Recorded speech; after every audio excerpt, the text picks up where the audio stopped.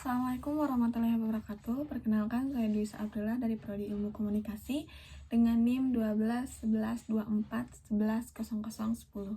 Di sini saya akan mengerjakan tugas sesi 6 dari mata kuliah Komunikasi Organisasi yang soalnya sebagai berikut. Perusahaan XYZ yang bergerak di bidang retail memiliki sekitar 500 karyawan. Namun, dalam beberapa bulan terakhir, terdapat keluhan dari karyawan tentang kurangnya komunikasi internal yang efektif di antara departemen dan antara manajemen dan karyawan. Beberapa karyawan mengeluh bahwa mereka tidak tahu tentang perubahan kebijakan dan prosedur, sehingga mereka kesulitan dalam menyelesaikan tugas mereka. Selain itu, beberapa karyawan merasa tidak dihargai karena kinerja mereka dan merasa bahwa tidak ada sistem yang jelas untuk memberikan penghargaan atau pengakuan. Lalu, soalnya ada di nomor 1, identifikasi masalah komunikasi internal yang terjadi di perusahaan XYZ. Yang kedua, rancang rencana untuk meningkatkan komunikasi internal di perusahaan XYZ. Dan yang terakhir, berikan rekomendasi untuk meningkatkan sistem penghargaan dan pengakuan karyawan di perusahaan XYZ. Berikut adalah jawaban yang telah saya rancang. Yang pertama, perusahaan XYZ yang bergerak di bidang retail memiliki 500 pekerja. Namun, beberapa bulan terakhir terdapat keluhan dari beberapa karyawan, seperti kurangnya komunikasi internal yang efektif antar departemen dan antar manajemen dan karyawan. Beberapa karyawan juga mengeluh bahwa mereka tidak tahu tentang kebijakan dan prosedur, sehingga mereka kesulitan dalam menyelesaikan tugas mereka.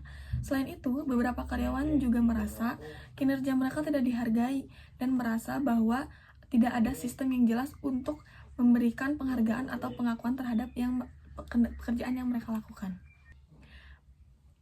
Jawaban soal nomor 2 yaitu masalah pertama yang ada pada perusahaan XYZ mengenai kurangnya komunikasi internal antar departemen dan manajer dengan karyawan.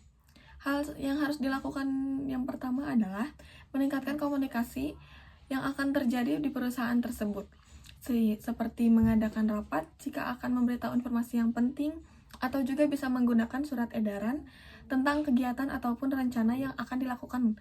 Karena jika hanya melalui informasi pengumuman, bisa saja ada karyawan yang sedang tidak ada di tempat, atau memang informasi tersebut kurang jelas.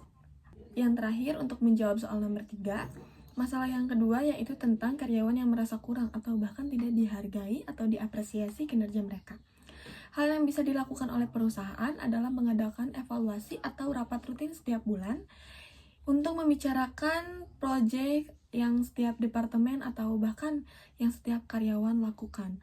Hal ini akan membuat orang mengetahui atau membuat karyawan lain mengetahui apa yang sedang kita kerjakan. Jika ada karyawan atau departemen yang berhasil menyelesaikan proyek yang dipegang secara tepat waktu, maka perusahaan dapat memberikan apresiasi berupa bonus atau reward, mendapatkan libur untuk 1 sampai beberapa hari sesuai dengan proyek yang dikerjakan sebagai bentuk apresiasi karena telah berhasil bekerja keras untuk menyelesaikan proyek itu tepat pada waktunya.